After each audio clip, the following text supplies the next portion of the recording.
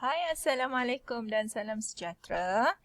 Okey, seperti yang dijanjikan, cikgu sekarang akan menerangkan standard pembelajaran seterusnya iaitu menentukan nilai sinus, kosinus dan tangent sudut 30 darjah, 45 darjah dan 60 darjah tanpa menggunakan kalkulator. So sebelum ni kita nak tentukan nilai sin, cos dengan tangent ni kita guna formula tu lah kan. Apa salahnya kita ingatkan balik. Okey, kalau sin, apa dia? Sin adalah kejap. Okey. Dia jadi kembang. Okey, so sin ialah apa dia? Sudut bertentangan bahagi dengan hipotenus kan. Okey, ataupun T je lah. Okey, per dengan H. Kemudian cos. Ingat lagi tak? Saya takut hantu kalau saya hantu sebelah bahagi dengan, kalau saya hantu kan, sebelah bahagi dengan hipotenus. Kemudian kalau tangent, tentu tak susah tentang per dengan sebelah. Okay. So ini kita kena guna, bila kita guna formula, kita pun biasanya kita guna kalkulator lah kan. Untuk guna ni, tetapi untuk standard pembelajaran yang ini, kita nak tentukan nilai sin, cos dengan tangent ni untuk sudut 30 darjah, 45 darjah dan 60 darjah tanpa menggunakan kalkulator. Okay, so first kali kita tengok dia hanyalah merujuk kepada segitiga ni. Okey, rajah 1A, 1B dan rajah 2. Baik, kita baca rajah 1B.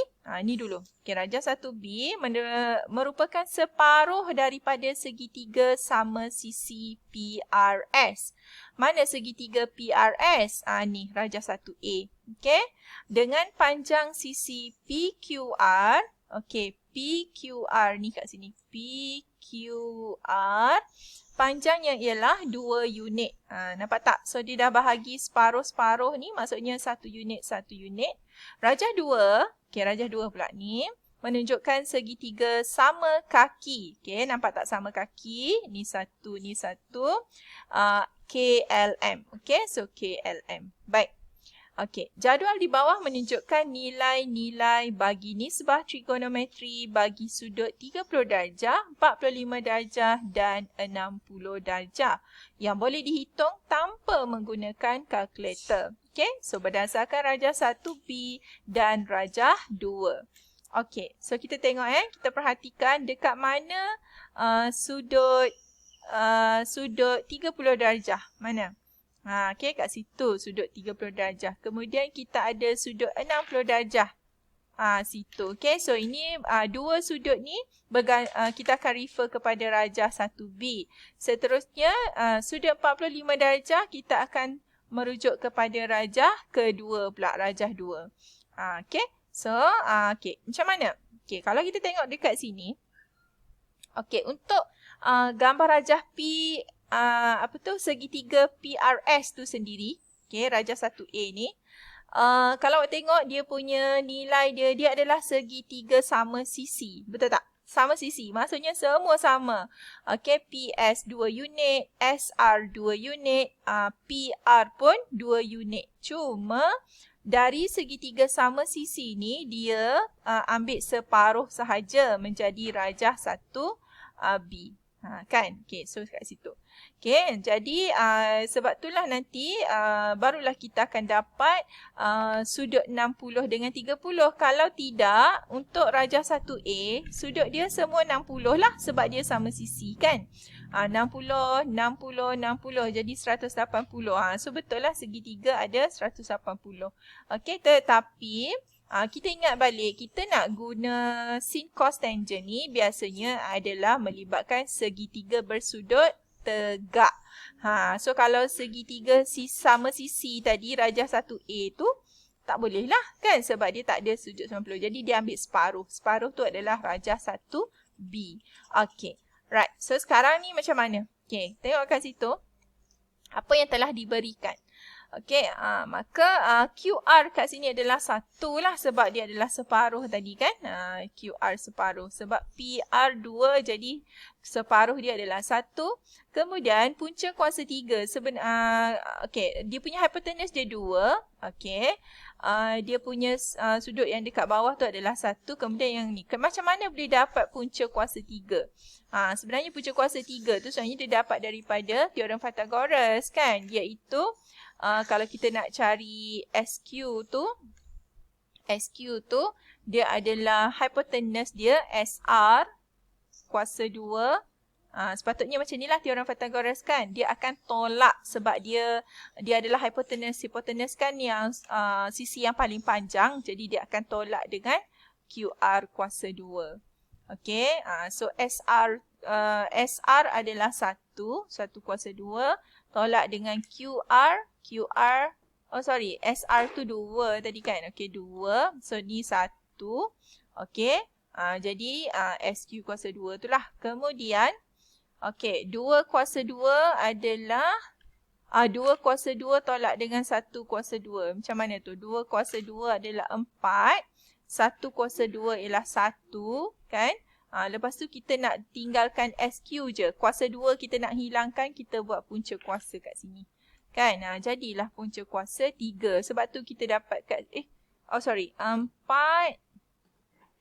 2 betul lah. Okay. So kita dapat punca kuasa 3 dekat situ.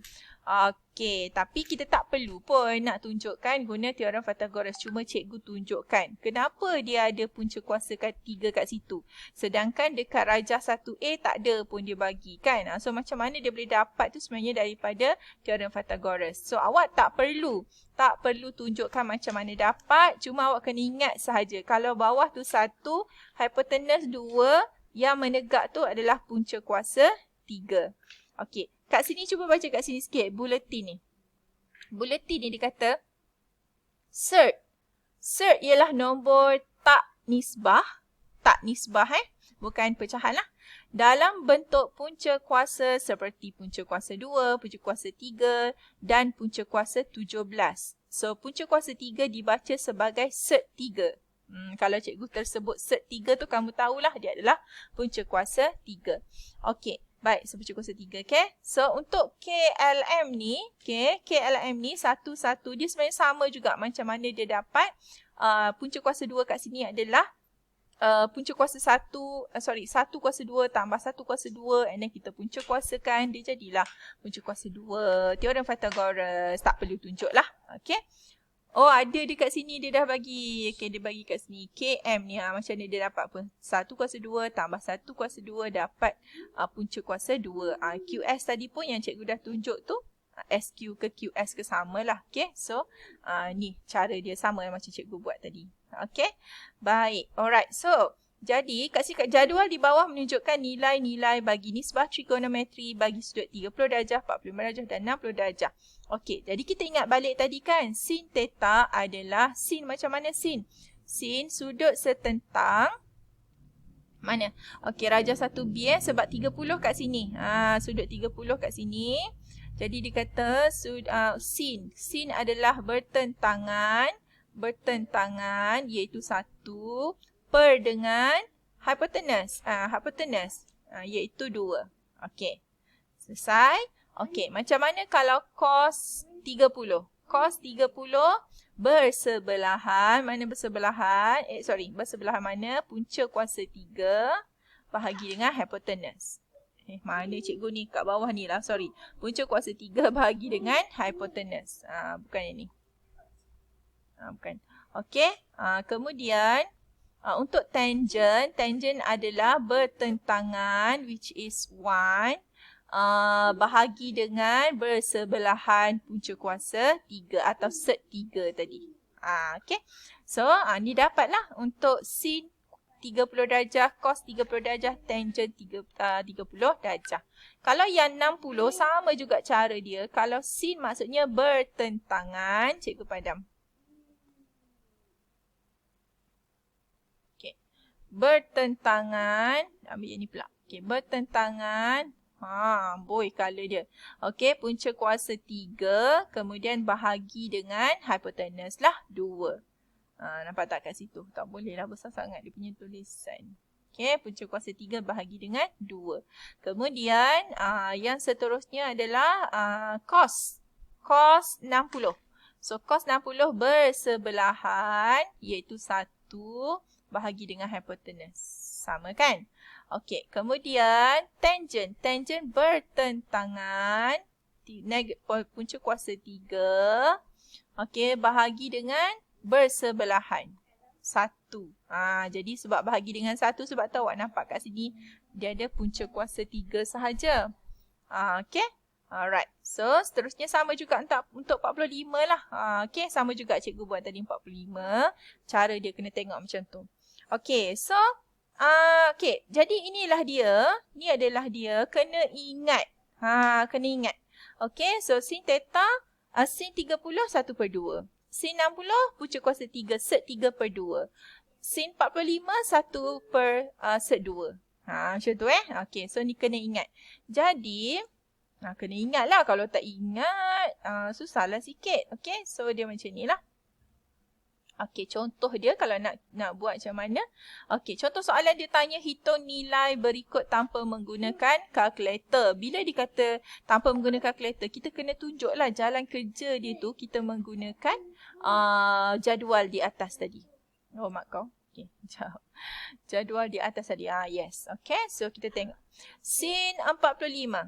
Sin 45. Kita pun cari sin 45. So, ni adalah 1/2. Nampak tak? Tambah dengan cos 45. Mana cos? Cos 45. So, dia adalah 1/2 juga. Okey, so nampak ke situ? Okey. So, maksudnya dia tak payah tekan kalkulator dan ambil tu. Kemudian, 1 tambah 1, 2 lah. Sebab ni adalah pecahan per dengan 2 sama lah. Per dengan punca kuasa 2 kan. Okey, so memang punca kuasa 2 lah dah okey. Okey, daripada sini dia akan dapat sini. Macam mana dia dapat sini? Sebab ni. 2 per punca kuasa 2. Okay, dia darabkan dengan punca kuasa 2 per punca kuasa 2. Sebenarnya tujuannya adalah kita tak nak dekat bawah tu dia adalah punca kuasa. Kita tak nak set kat bawah. Okey, kita atas tak apa, kalau bawah tak boleh. So, kita darabkan punca kuasa 2 darab punca kuasa 2, dia akan jadi 2 sahaja. Okey, so kemudian atas ni dia akan darab lah, jadilah 2 darab dengan punca kuasa 2. Lepas tu bila dah ada 2, kita boleh cancel, masukkan, jadi dapatlah punca kuasa 2 ataupun set 2 sahaja. Okey, so dia macam tu. Okey, so macam 3 cos 30, kita carilah cos 30. So, jawapannya adalah punca kuasa 3/2. Okay, so yang ni dia ada 3 kat depan. So, cos 30 adalah 3/2. Ni 3. Darab lah. Okay, lepas tu 2. Lepas tu sin 60. Mana sin 60? Sin 60. Mana? Punca kuasa 3/2. Set 3/2. Okay, so kita pun isikan. Apa tu kita panggil substitute. Apa tu? Gantikan. Gantikan. Okay, lepas tu selesaikanlah dalam bentuk ni. Sebab ni ditolak, ni pecahan, pastikan 2 kat bawah tu betul lah. Kan? 3 punca kuasa 3 tolak 2 punca kuasa 3. So, kita akan dapat punca kuasa 3 per dengan 2. Okay?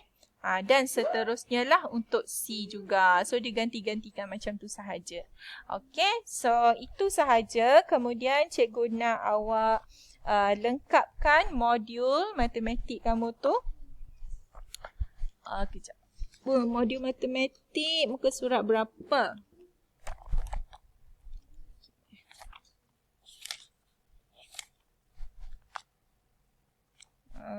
Muka surat berapa?